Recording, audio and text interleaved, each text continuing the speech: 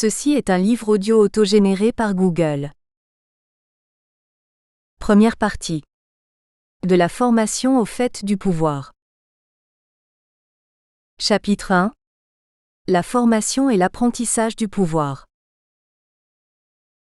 1. Les années de formation 1920-1946. Sékou Touré naît à Farana en Haute-Guinée entre 1918 et 1922, d'une famille modeste. Selon l'un de ses biographes les plus sérieux, Ibrahima Baba Kaké, il descendrait par sa mère de l'Almami Samori qui serait son arrière-grand-père. Cette ascendance est controversée, de même que la date de sa naissance. Toujours est-il que Sékou Touré sut exploiter à la veille de l'indépendance cette ascendance pour asseoir sa légitimité. Il souligne que la Guinée retrouve le 28 septembre 1958 son indépendance, soit 60 ans après, à un jour près, la capture de Samori par les militaires français le 29 septembre 1898. En septembre 1968, Sékou Touré obtient du Gabon et de la Mauritanie le rapatriement des restes de l'Almami Samori Touré, 1840 à 1900, et d'Alpha Yaya Diallo, 1855 à 1912, qui sont érigés en héros nationaux. Il connut l'enfance ordinaire des jeunes malinqués, suivant les cours de l'école coranique, puis vers 8 ans de l'école rurale de Farana pendant 4 ans, et vers 12 ans de l'école régionale de Kissidougou pendant 2 ans qui le conduisent au certificat d'études primaires. De cette période on peut retenir que sa formation religieuse musulmane fut sommaire. Il n'affichera son attachement à l'islam que dans les années 1970 à 1980, et cela à des fins politiques et économiques. En revanche, Sékou Touré marque dès cette époque son attachement à l'histoire africaine et à ses héros. Bien que les différentes sources donnent des versions controversées sur son comportement scolaire, il en ressort que Sékou Touré faisait preuve d'un esprit contestataire.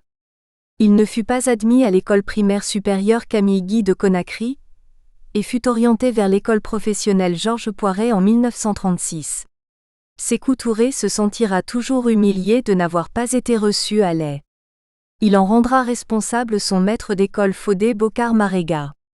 À cette occasion apparaît un autre trait du caractère de Sékou Touré, l'esprit de rancune, qui l'amènera à faire exécuter en 1971 le fils de son maître, le docteur Marega. Complexé par l'origine modeste de sa famille, son père était bouvier, plus tard boucher, frustré par ses échecs scolaires qui le tiennent éloigné de l'Aix de Conakry et de l'école William Ponty à Dakar où sont formés les cadres africains d'avant les indépendances, Sékou Touré nourrira toute sa vie une haine à l'encontre des fils des grandes familles, principalement celle des peuls et des intellectuels et diplômés.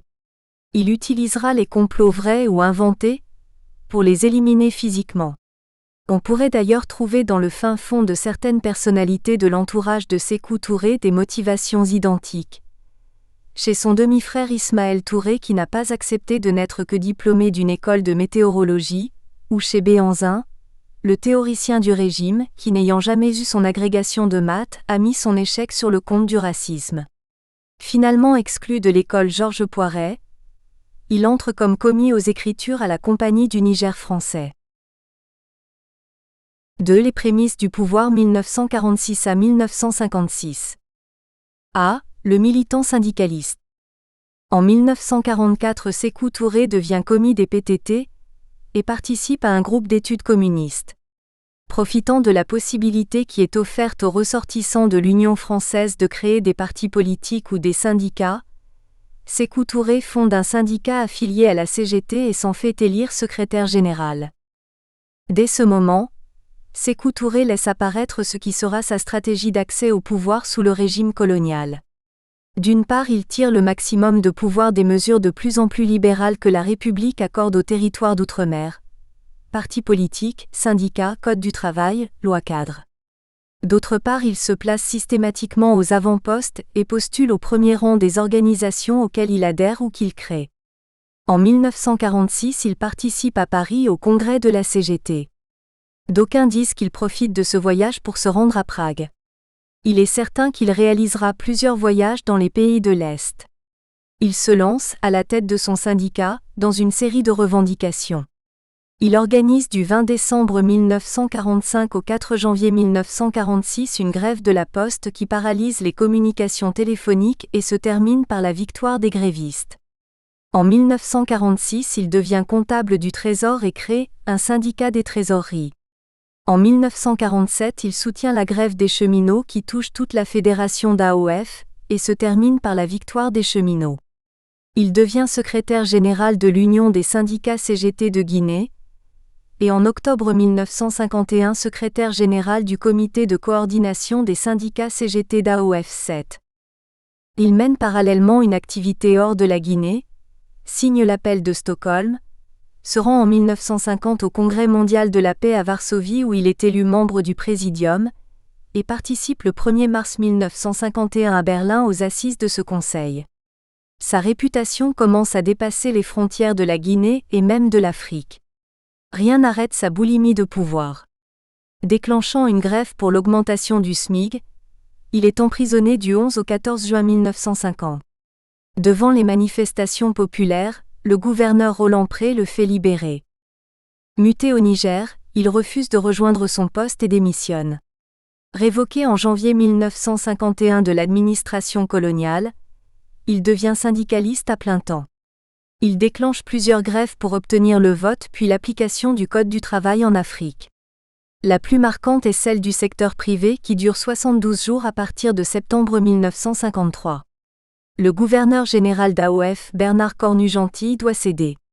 Cette grève fait partie des grandes heures de l'histoire du PDG et de son secrétaire général Sékou Touré. Oroya du 16 novembre 1974 célèbre ainsi le rôle de Sékou Touré. Cette grève atteste que ce sont les masses laborieuses qui font l'histoire, décident de sa marche. Mais il lui a fallu un guide, un stratège et un homme d'action en la personne du camarade Ahmed Sékou Touré qui, dans sa position de secrétaire général du PDG et secrétaire général de la CGT, a imprimé à l'action parfois spontanée des masses un caractère organisé et conscient. Le succès de cette grève hisse Sékou Touré au rang de figure africaine. Voilà, résumé en quelques phrases, le rôle dévolu à Sékou Touré dans la marche historique de la Guinée. Sékou Touré, formé par le syndicalisme, y restera attaché jusqu'à sa mort, même si le syndicat ne devient sous l'indépendance qu'une courroie de transmission du PDG. Le 23 mars 1984, soit 3 jours avant sa mort, Sékou Touré préside à Conakry une conférence des syndicats africains. Dans le réveil du 31 mars 1947, Sékou Touré place le syndicalisme plus haut que la politique. Le syndicalisme est l'école de la lutte. La force est dans la masse. Servons-nous de notre masse pour avoir la force. La politique syndicale a quelques avantages sur la politique aérie locale. Au moment où la politique vous dressera les uns contre les autres, le syndicalisme au contraire vous unira pour non pas comme la politique vous enrichir de mots, de rêves, d'illusions, mais pour vous remplir le grenier, le porte-monnaie et le ventre. Il faut souligner que Sékou Touré écrit ces mots avant d'avoir sollicité un quelconque mandat politique. B. Le militant politique. Parallèlement à son activité syndicale, Sékou Touré se lance dans la politique. Il sait par sa formation marxiste que c'est là que se trouve le vrai pouvoir. Dès 1945, il milite dans la mouvance communiste.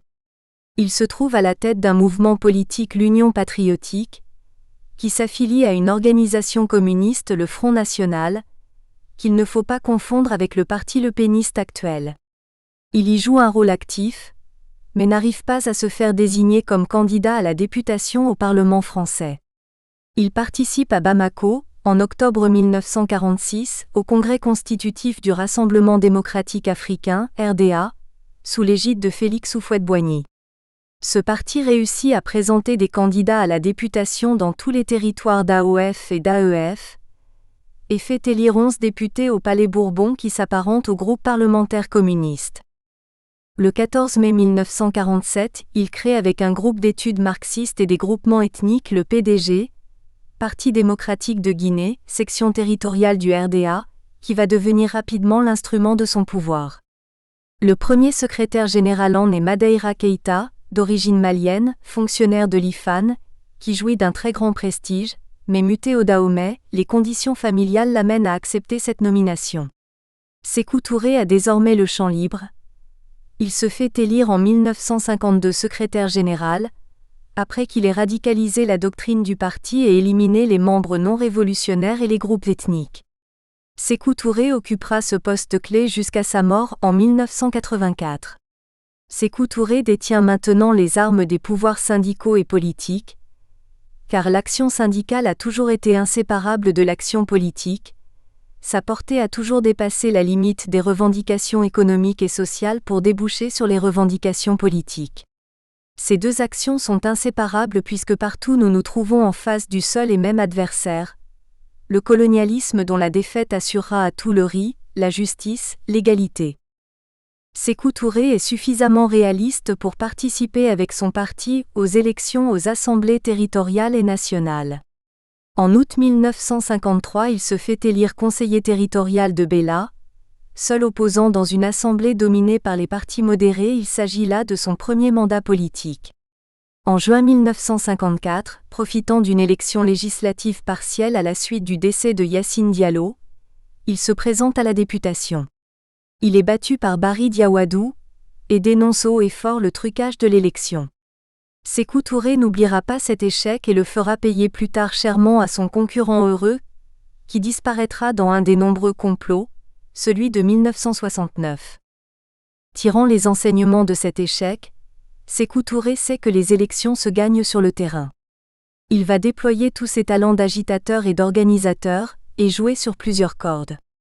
Le PDG met en place dans chaque quartier de ville et chaque village une section selon le modèle du Parti communiste, et crée une structure pyramidale sur le principe du centralisme démocratique. Les mots d'ordre sont transmis aux sections par le bureau politique. Le PDG développe à tous les niveaux une propagande jamais égalée en Guinée, allant des démonstrations de rue à la formation des électeurs illettrés. En outre, l'arrivée à Dakar de Cornu Gentil comme haut-commissaire de l'AOF en remplacement de Paul Béchard modifie la position de l'administration vis-à-vis de Sékou Touré. Il apparaît moins dangereux dans le système qu'en dehors. Selon Georges Chaffard, Sékou Touré a coûté cher, notamment lorsqu'on a voulu le persuader d'opérer la scission de la CGT d'AOF pour créer une centrale autonome africaine. On ne peut même pas dire que son ralliement au système ait été rentable. Car au lieu de s'enrichir personnellement, et donc de se compromettre, le Guinéen a utilisé les enveloppes de fonds secrets pour développer l'organisation de son parti. Là encore, Sékou Touré, opportuniste quand il le faut, profite au maximum de la situation, échappant à toute mainmise. Enfin le PDG, jouant un double jeu, attise les rivalités ethniques, lançant des commandos Soussou et Malinké contre les Peuls, tout en prêchant le dépassement des ethnies et en cherchant à s'attirer les voix des classes pauvres du Fouta Djallon. Du 29 septembre au 5 octobre 1956, profitant du changement de gouverneur de Guinée, Jean Ramadier succédant à Charles Bonfils, le PDG fomente des émeutes qui font 8 morts et 263 blessés. Un système de terreur est méthodiquement mis en place pour décourager les opposants et rallier les hésitants. Comme le déclare le turiféraire du régime Sidiki Koblé Keïta, ces commandos, du PDG, dressent des barricades, procèdent à des contrôles sévères, exigeant la carte du PDG pour démasquer les provocateurs. Dès lors, la terreur populaire est organisée. La réaction est prise de panique. Le ver est dans le fruit. Cette méthode de gouvernement perdurera tout au long du règne de Sékou Touré. Nous verrons plus loin le rôle joué par les complots. Ses adversaires groupés au sein du BAG sont laminés. La route est libre pour l'homme politique Sékou Touré. Il se fait élire le 2 janvier 1956 avec son camarade du PDG Diallo Safoulé, député au Parlement français, le troisième siège revenant à Barry Diawadou. Comme le dit Ibrahima Baba Kaké, en 1956 le syndicaliste Sékou Touré a définitivement réussi à faire la courte échelle aux leaders politiques. Sékou Touré continuera à jouer sur ces deux tableaux qu'il considère comme complémentaires. En février 1956, il crée la CGTA, Confédération Générale des Travailleurs Africains, conformément à la décision prise par la fraction majoritaire de la CGT-AOF de couper tout lien organique avec la CGT française. Selon les apparences, cette rupture avec un syndicat d'obédience communiste apparaît comme le ralliement à une ligne modérée. En réalité, Son objectif est la mainmise sur ce syndicat en refusant notamment le principe d'incompatibilité des responsabilités syndicales et politiques. Sékou Touré, comme toujours, veut rester maître du jeu. L'entrée de Sékou Touré au Parlement français coïncide avec la mise en discussion du projet de loi cadre, dite aussi loi des fers, qui sera finalement votée en juin 1956. Sékou Touré intervient sur de nombreuses questions, notamment en matière sociale.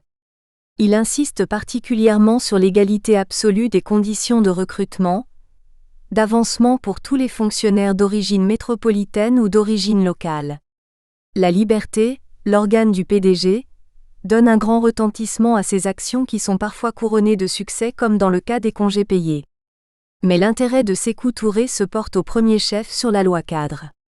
Bien qu'il en mesure les limites, la métropole se réservant les questions de défense, de police, de monnaie, de justice et de diplomatie, et la République demeurant indivisible, Sékou Touré y voit un premier palier vers l'indépendance. La Gold Coast, qui deviendra le Ghana en mars 1957, n'est-elle pas engagée sur cette voie, après l'autonomie obtenue le 1er janvier 1951 grâce à un autre leader charismatique, Kwame Nkrumah, que Sékou Touré rencontre à Cancan en avril 1957. Son action immédiate porte sur la préparation des prochaines élections communales et territoriales de fin 1956 et début 1957, qui, pour la première fois en Afrique, seront ouvertes à tous les citoyens majeurs. L'objectif pour le PDG est d'éliminer les deux partis concurrents, le BAG de Barry Diawadou et le MSA de Barry Ibrahima, dit Barry 3, afin de contrôler le pays au niveau des communes et d'obtenir à l'Assemblée territoriale d'où sera issu le gouvernement prévu par la loi cadre une large majorité. Le 18 novembre 1956, le PDG emporte la majorité des communes, Sékou Touré conquérant la mairie de Conakry. En mars 1957, le PDG fait élire 57 de ses membres sur 60 à l'Assemblée territoriale. Chapitre 2. La CCES au pouvoir 1956 à 1958. 1. Le régime de la loi cadre. Le 9 mai 1957, Sékou Touré est investi par l'Assemblée territoriale comme vice-président du gouvernement semi-autonome qui compte 12 ministres, tous issus du PDG. Le chef de gouvernement est le gouverneur du territoire. Sékou Touré donne un grand éclat à cet événement. Il décrète la journée du 11 mai 1957 fériée et payée, et organise un immense meeting sur le stade où il prononce un discours et lâche, dans un geste théâtral, une colombe blanche, symbole de la liberté. Là encore nous voyons l'utilisation par Sékou Touré du verbe et des symboles pour séduire et maîtriser les foules. Sékou Touré est adoubé par le peuple et surtout par les femmes. Dès lors le contrôle politique du pays et la légitimité du pouvoir incarné par le PDG ne peuvent plus être valablement contestés. Sékou Touré va utiliser, et au-delà, tous les pouvoirs que lui attribue la loi cadre. Il va engager un bras de fer avec le gouverneur Ramadier dans tous les domaines où la limite n'est pas exactement tracée entre les attributions du Conseil de gouvernement du territoire et celles de l'État français. C'est notamment le cas en matière de police, d'organisation territoriale, de justice. Comme le déclare un compagnon de Sékou Touré, dit Omar Camara, nous avons profité largement et profondément de la loi cadre. Nous l'avons vidée de tout son contenu. Nous étions conseillers territoriaux, à une époque où l'Assemblée territoriale avait plus de pouvoir qu'en auront les assemblées nationales élues après l'indépendance. Nous avions en fait tous les pouvoirs. Le gouverneur Ramadier fait preuve d'un grand esprit de conciliation et ne veut pas s'opposer à Sékou Touré, déclarant qu'il vaut mieux travailler avec lui, l'aider, faire une œuvre constructive, plutôt que de s'user à s'opposer les uns aux autres, afin de ne pas risquer de torpiller l'action de la loi cadre 14. En face, Sékou Touré pratique l'esquive. Il est très souvent hors de Guinée pour remplir ses mandats de député à Paris et de grand conseiller à Dakar. Les décisions sont prises au sein du bureau politique du PDG. Le conseil de gouvernement n'a plus qu'à les entériner. Le gouverneur Ramadier, particulièrement lucide, écrit ses propos prémonitoires. Nous nous orientons peu à peu vers le royaume nègre avec tout ce que cela comporte de compromission, concussion, décomposition. L'expérience du jeune nationalisme africain est décevante. Aucune tentative n'est faite par les pseudo-bourgeois qui tiennent le pouvoir pour s'attacher aux vrais problèmes. L'élévation du niveau de vie de la masse, la primauté de l'économique 16. Sékou Touré met immédiatement en œuvre le programme qu'il a soigneusement préparé dans l'opposition.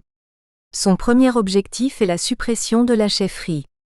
La chefferie traditionnelle constitue l'institution de base dans les sociétés coutumières africaines. Elle existe au niveau du village et concerne toutes les activités de la vie, politique, administrative, artistique, religieuse, ces domaines n'étant jamais séparés mais fortement imbriqués les uns aux autres. La puissance coloniale utilisa cette institution pour asseoir son pouvoir à la base, mais elle mit aussi en place un échelon administratif entre le village et les cercles, ces derniers pouvant être assimilés à des départements, que l'on a appelés chefferies de canton, les chefs de canton n'étant plus l'émanation des populations comme le chef de village, mais étant désignés par la puissance publique et jouant un rôle administratif. Dès le 25 juillet 1957 se réunit à Conakry la conférence des commandants de cercle, qui a à débattre de la nouvelle organisation du territoire. Il y est décidé de supprimer la chefferie de canton, dite chefferie traditionnelle. En revanche, la chefferie de village est réorganisée. Le chef et le conseil de village sont désormais élus pour 5 ans. En réalité, c'est donner le pouvoir local à la section du PDG. À l'échelon supérieur du cercle est créé un conseil de circonscription, élu également au suffrage universel et présidé par le commandant de cercle qui est l'émanation du pouvoir central. Nous trouvons là les premières mesures 17, visant à substituer l'organisation du parti à celle de l'État. Le débat le plus embarrassant porte sur les finances du territoire. En effet, pendant toute la période où il était dans l'opposition, le PDG a basé sa propagande sur la grève de l'impôt. Il doit maintenant faire face à une situation des finances dégradées, et par conséquent retourner sa position en incitant les populations à s'acquitter de l'impôt. Là encore, Sékou Touré compte sur l'organisation du PDG pour y parvenir. La suppression de la chefferie de canton, la mise en question de l'autorité des commandants de cercle et des responsables des services crée une vacance du pouvoir et libère de nombreux postes. Comme le déclare le commandant de cercle de Guegdou, « J'administre dans le vide 483 villages sans représentants autres que ceux que le comité directeur du PDG veut bien me désigner. J'ai d'ailleurs beaucoup moins d'audience que n'importe quel cheffaillon de brousse. » 18. C'est l'occasion pour Sékou Touré de mettre en œuvre un de ses objectifs, l'africanisation des cadres. Au niveau du village, le chef élu sera le représentant du pouvoir central, et donc l'émanation du PDG. Dans les circonscriptions et les ministères et administrations à Conakry, il faut combler les postes vacants. Il s'ensuit une compétition farouche entre les membres du PDG, aucun critère objectif, aucun examen ou concours ne pouvant être instauré dans un si bref délai pour recruter les plus compétents. D'ailleurs, pour Sékou Touré, la fidélité au parti prévaut sur la compétence. Ansoumane Magasuba, du comité directeur du PDG de Yukunkun, affirme que certains cadres ne combattaient plus les partis adverses mais s'entretuaient dans une lutte implacable pour les places 19. Sékou Touré n'oublie pas sa préoccupation première qui est de détenir le pouvoir sans partage et de l'exercer dans le champ le plus large, c'est-à-dire au niveau de la Fédération d'Afrique occidentale. Recevant le 1er mars 1958 à Conakry le ministre de la France d'Outre-mer Gérard Jacquet, Sékou Touré fait ressortir la dualité du rôle du gouverneur, représentant du pouvoir central et président du gouvernement, et plaide pour que le vice-président élu par l'Assemblée territoriale devienne président à part entière. Il obtient gain de cause en juillet 1958, le vice-président du conseil de gouvernement devenant désormais président, la conséquence étant la limitation du rôle du gouverneur. En outre, Sékou Touré plaide pour que les anciennes fédérations d'AOF et Madagascar soient dotées d'un pouvoir exécutif responsable devant des assemblées élues. Sékou Touré avait défendu cette position devant le congrès du RDA tenu en septembre 1957 à Bamako, où il avait fait prévaloir ses vues sur celles de Félix Houphouët-Boigny, partisan d'une autonomie de chaque territoire et de la suppression des fédérations. Nous trouvons là les prémices d'un débat majeur qui opposera entre eux les leaders africains lors de la préparation de la nouvelle constitution, que le général de Gaulle, investi comme chef du gouvernement le juin 1958, a décidé de soumettre au vote du peuple français et des peuples africains. Il semble que ce soit plus par ambition que par idéal que Sékou Touré se rallie au fédéralisme. Quoi qu'il en soit, ne négligeant rien de ce qui peut concourir à son ascension, Sékou Touré se fait élire vice-président du RDA, se posant en dauphin, sinon en rival de Houphouët-Boigny. 2. L'accélération de l'histoire. Emmanuel Mounier, philosophe personnaliste, qualifie la Guinée lors d'un voyage en Afrique en 1947 de terre de modération sommeillant dans son repli d'Afrique et sa douceur angevine, mais lui promet un avenir de prospérité et d'harmonie grâce à la diversité de ses ressources et aux qualités de ses populations. Il ne pouvait prévoir que l'arrivée d'hommes exceptionnels comme Sékou Touré et le général de Gaulle allait accélérer le cours de l'histoire, l'un en offrant aux territoires africains par le biais d'une nouvelle constitution une option vers l'indépendance, l'autre en mettant toute son énergie à la conquête du pouvoir jusqu'à instaurer le pouvoir absolu. Le combat de Sékou Touré se poursuit sur 2 terrains. En Afrique et plus spécialement en Guinée où il s'emploie à éliminer tous ses opposants, à Paris où il négocie pied à pied les nouvelles institutions. Au milieu de toutes ces discussions politiques, un autre débat s'est ouvert sur le plan économique en vue de la mise en valeur des richesses minières de la Guinée, notamment en bauxite. A. L'enjeu économique, la mise en valeur des gisements de bauxite. À la veille de la loi cadre, en 1956, la Guinée apparaît comme un pays plein de promesses grâce à ses ressources minières en bauxite, fer, or, diamants, mais reste à l'écart du développement économique qui a touché après la guerre d'autres territoires comme le Sénégal et la Côte d'Ivoire. Les infrastructures sont peu développées. Seuls les gisements de minerais proches de Conakry sont exploités. Bauxite à Cassa dans les îles de Los par les Bauxites du Midi, minerais de fer dans la presqu'île de Kaloum par la compagnie minière. La Guinée reste un pays essentiellement agricole, autosuffisant dans le domaine alimentaire, mais dont les principales activités sont caractéristiques de l'économie de traite. Exportation de bananes, d'ananas, de palmistes, de café, importation de biens de consommation et d'équipements de base. Dès 1956, on entre dans la phase active de mise en valeur des énormes réserves de bauxite, la Guinée se situant alors au premier rang des pays détenteurs de gisements de bauxite. Les discussions sont en cours au niveau du gouvernement français avec 2 groupes industriels. La compagnie Péchinet qui assure le leadership d'un consortium international chargé d'étudier l'implantation en Guinée d'une usine d'alumine dans la région de Fria, et la Société des Bauxites du Midi qui projette de son côté d'exploiter les gisements de bauxite de Bokeh et de construire une usine d'alumine sur ce site. Les 2 groupes envisagent par la suite de créer une usine d'aluminium qui serait alimentée en hydroélectricité par un barrage construit sur le fleuve Concouré. Ces projets ne vont pas être sans peser sur la réponse de Sékou Touré au référendum à venir. Ces investissements reçoivent fin 1956, début 1957 l'agrément du gouvernement français et des instances administratives de la Fédération d'AOF et du territoire de Guinée. Les entretiens portent essentiellement sur une convention d'établissement et un régime fiscal de longue durée, qui engage l'avenir de la Guinée. Le gouverneur Amadié, assisté d'une équipe de conseillers de la Margue, défend énergiquement auprès des instances politiques et administratives à Paris et à Dakar le projet guinéen, et obtient que le barrage sur le Concouré soit choisi de préférence à celui sur le Kwilu au Congo, français. Il reçoit à plusieurs reprises les représentants des sociétés privées, et les rassure quant à l'évolution politique du territoire. Il apporte son soutien à Sékou Touré dans toutes les discussions en cours.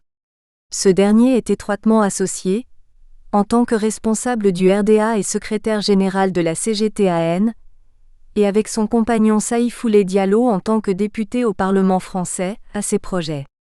Le 13 décembre 1956, lors d'un séjour à Paris, les 2 députés, après avoir été reçus par le ministre de la France d'Outre-mer Gaston Defferre, font la déclaration suivante retransmise par l'AFP. Nous avons constaté avec satisfaction que les pouvoirs publics et les sociétés privées qui s'intéressent à la Guinée ont souci de voir aboutir dans les meilleurs délais la réalisation d'une importante industrie de l'aluminium et la construction du barrage sur le Concouré qui fournira l'énergie nécessaire à cette industrie.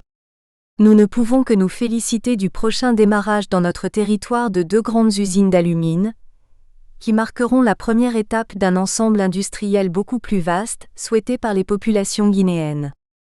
Nous tenons à réaffirmer que nous sommes prêts à accueillir dans ce territoire les investissements français et étrangers, disposés à contribuer à son développement, et que nous apporterons notre appui à toute mesure propre à en favoriser l'établissement sans porter préjudice aux intérêts supérieurs de la Guinée. Nous avons notamment pris connaissance de l'ensemble du régime fiscal que la puissance publique doit soumettre prochainement à l'examen de nos assemblées. Dans ces grandes lignes, ce régime tend à favoriser la phase des investissements et à alléger les premières années, toujours difficiles, d'une industrie naissante.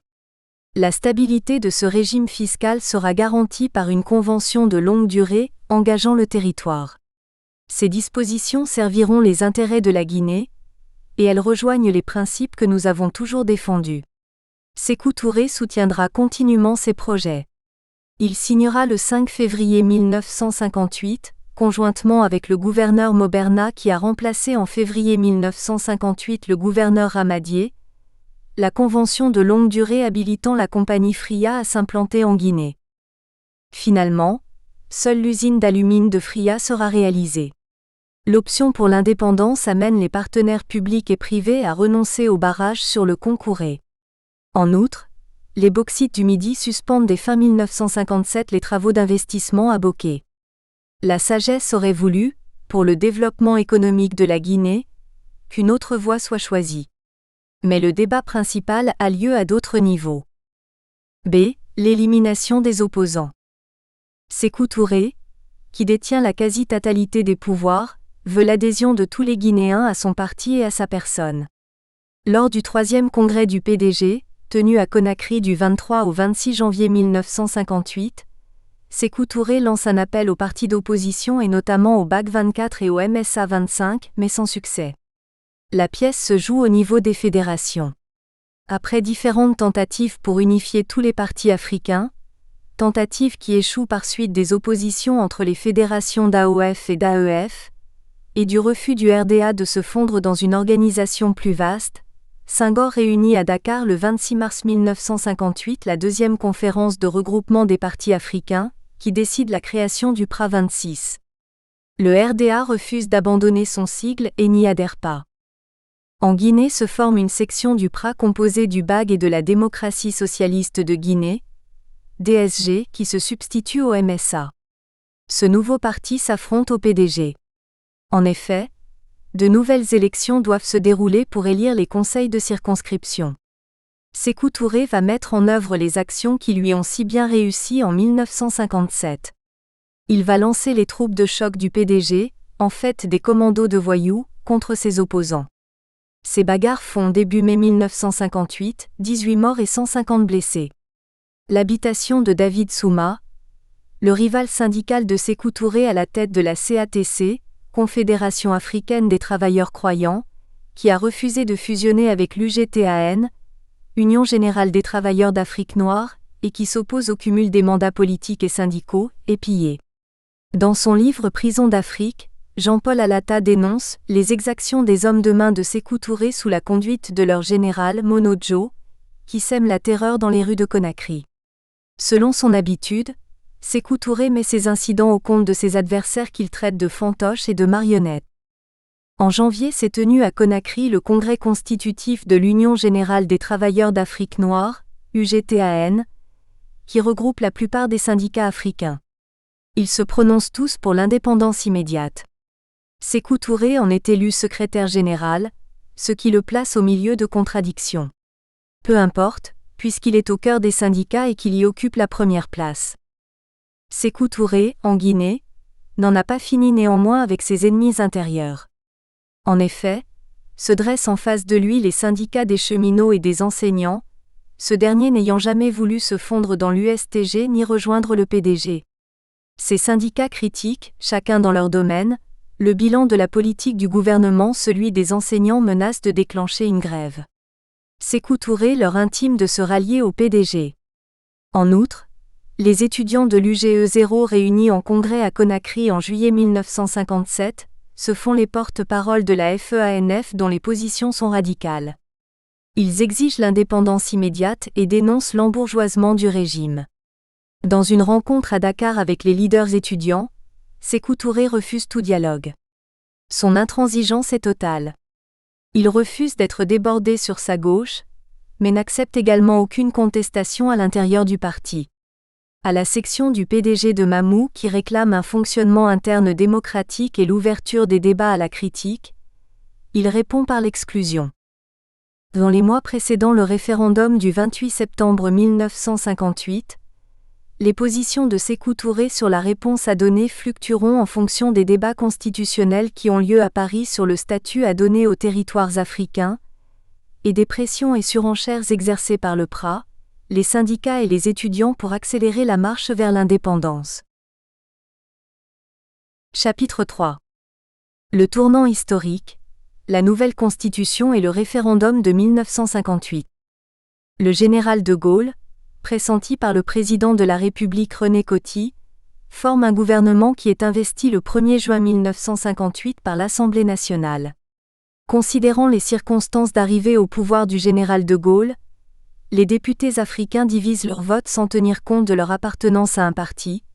11 se prononcent pour l'investiture, 17 s'abstiennent, 1 est excusé. Les 3 députés de Guinée se comptent parmi les abstentions. Dans le nouveau gouvernement, Houphouët-Boigny est nommé ministre d'État, et Bernard Cornuguesle, ancien haut-commissaire en AOF, ministre de la France d'Outre-mer. La première décision du général de Gaulle est de soumettre au vote des Français et des peuples d'Outre-mer une nouvelle constitution qui fixera notamment les institutions associant la métropole et les territoires d'Outre-mer. Chez les députés africains, le principal débat porte sur l'organisation future des territoires, certains dont Senghor et Sékou Touré réclamant le maintien des anciennes fédérations, d'autres dont Houphouët-Boigny défendant l'option territoriale. L'élaboration de la Constitution va connaître 3 phases. Préparation d'un avant-projet, discussion de cet avant-projet par le Comité consultatif constitutionnel, et adoption par le gouvernement du projet définitif. Nous n'aborderons que les grandes lignes de ces débats, notre intérêt se portant sur le rôle qu'a joué Sékou Touré. 1. L'avant-projet constitutionnel. Le groupe d'experts présidé par Michel Debré présente à un comité interministériel dont fait partie Houphouët-Boigny un avant-projet qui est discuté en Conseil des ministres et adopté le 28 juillet. Ce projet s'en tenait à l'autonomie et laissait à chaque territoire l'option d'adhérer à la fédération proposée par la France, groupée ou non, ce qui laissait la porte ouverte au maintien des fédérations d'AOF et d'AEF, mais non une garantie pour leur avenir. Ce projet ne présentait aucun progrès déterminant par rapport à la loi cadre. Au même moment se tiennent en Afrique les congrès de plusieurs partis. Le congrès constitutif du PRA à Cotonou du 25 au 27 juillet est marqué par des positions extrêmes. On y voit les 2 leaders guinéens modérés, Barry III pour les socialistes et Barry Diawadou pour le BAG, se rallier à la majorité révolutionnaire, qui prône l'indépendance immédiate et la création d'une communauté africaine progressiste avec l'aide de la France. Devant le 4e congrès du PDG réuni à Conakry du 5 au 8 juin, Sékou Touré déclare « Nous ne renoncerons pas à notre indépendance, nous ne renoncerons pas à notre liberté », et propose l'autonomie interne, la création d'États fédéraux africains AOF, AEF, Madagascar, et la formation entre les États et la France d'une communauté franco-africaine dotée d'un gouvernement fédéral et d'un parlement fédéral. Ce programme reste modéré. Le 28 juillet 1958, le gouvernement français adopte l'avant-projet constitutionnel. Les leaders africains sont dans leur ensemble très critiques.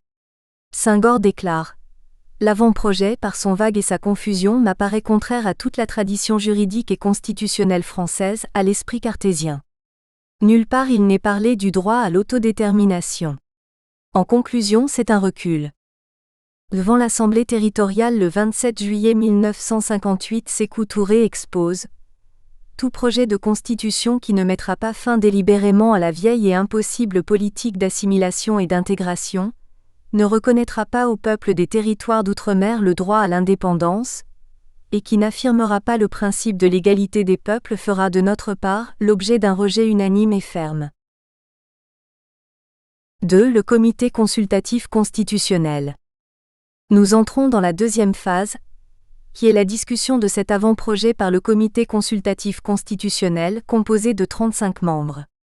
Houphouët-Boigny en fait statutairement partie en tant que ministre d'État. Il réussit, malgré les démarches du ministre de la Femme Cornu-Gentil qui tente une ultime intervention auprès du général de Gaulle, à écarter Sékou Touré de cette instance. Houphouët-Boigny a désormais le champ libre pour faire prévaloir ses vues. Il prône une indépendance à terme dans le cadre de chaque territoire, ce qui écarte toute idée de fédération d'AOF ou d'AEF. Pour éclairer sa position, il déclare « Rassembler la misère avec la misère ne fait qu'accroître le champ de la misère ». Une intense activité politique va se développer au cours des 2 mois précédant le référendum, tant au sein des partis africains PRA, RDA, qu'en celui du comité consultatif Houphouët-Boigny, ayant imposé ses thèses auprès du général de Gaulle, va tenter de les faire entériner par son parti en réunissant le 3 août à Paris les secrétaires généraux de toutes les sections territoriales du RDA. L'option territoriale est adoptée en dépit des réserves de Sékou Touré. Le point essentiel est le refus de l'indépendance immédiate, avec possibilité d'évolution ultérieure après consultation de tous les territoires et sans rupture de la coopération franco-africaine. Une délégation du RDA est reçue le 5 août par le général de Gaulle. C'est à Sékou Touré qu'incombe le soin de présenter les dernières thèses du RDA. Il accomplit sa mission loyalement, mais à son corps défendant pour sauver l'unité du RDA. Sékou Touré, furieux du rôle qu'on lui a fait jouer, rentre en Afrique. Lors de l'escale de Dakar, il est informé de la dernière déclaration du général de Gaulle devant le comité consultatif. Bien entendu, et je le comprends, on peut avoir envie de sécession. Elle impose des devoirs. Elle comporte des dangers. L'indépendance a ses charges. Le référendum vérifiera si l'idée de sécession l'emporte. Mais on ne peut concevoir un territoire indépendant et une France qui continuerait de l'aider. Sékou Touré, fortement choqué par la menace ainsi brandie, y répond le lendemain.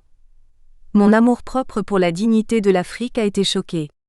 On nous dit que nous pouvons prendre l'indépendance, mais que ce sera avec toutes ses conséquences. Eh bien, je réponds moi, que ces conséquences ne sont pas seulement africaines. Elles peuvent être aussi françaises. Si le texte constitutionnel ne comporte pas le droit à l'autodétermination et à l'indépendance, même si tous les territoires étaient d'accord pour l'adopter, la Guinée rejetterait ce projet.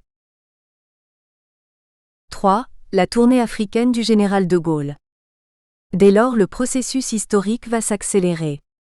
Le comité constitutionnel adresse le 14 août au général de Gaulle le texte qu'il vient d'adopter, qui reste proche de celui qui lui avait été remis, mais cependant corrigé par 2 amendements importants. Le premier accorde à tout territoire ayant voté oui au référendum le droit d'obtenir plus tard son indépendance sans sécession avec la France. Le second laisse la possibilité aux territoires de se grouper, donc de se constituer en fédération, mais sans institutionnaliser cette option. De Gaulle accepte le 19 août d'introduire ces 2 amendements dans le projet de constitution. Cela répond au vœu de Sékou Touré, mais ne vient pas de son initiative. Désormais le débat va se personnaliser et se transformer en un combat d'ego. De Gaulle ne dévoile pas officiellement les modifications qu'il vient d'accepter, et entend en faire la surprise lors du discours qu'il doit prononcer à Brazzaville le 23 août 32 lors de la tournée africaine qu'il entreprend du 20 août au 1er septembre. Débuté à Tananarive, le voyage se poursuit à Brazzaville et Abidjan. De Gaulle y reçoit un accueil triomphal et chaleureux. À Madagascar, il annonce, pointant du doigt le palais de la reine Rana Valona démise il y a 60 ans, que demain l'île sera de nouveau un État, comme vous l'étiez quand le palais de vos rois était habité. Mais c'est à Brazzaville qu'il prononce la phrase capitale, mieux encore à l'intérieur de cette communauté, si quelque territoire se sent au bout d'un certain temps en mesure d'exercer toutes les charges de l'indépendance, eh bien il lui appartiendra dans des... Nous espérons que vous avez apprécié cet aperçu. Pour continuer à écouter ce livre audio sur Google Play Livres, utilisez le lien dans la description de la vidéo.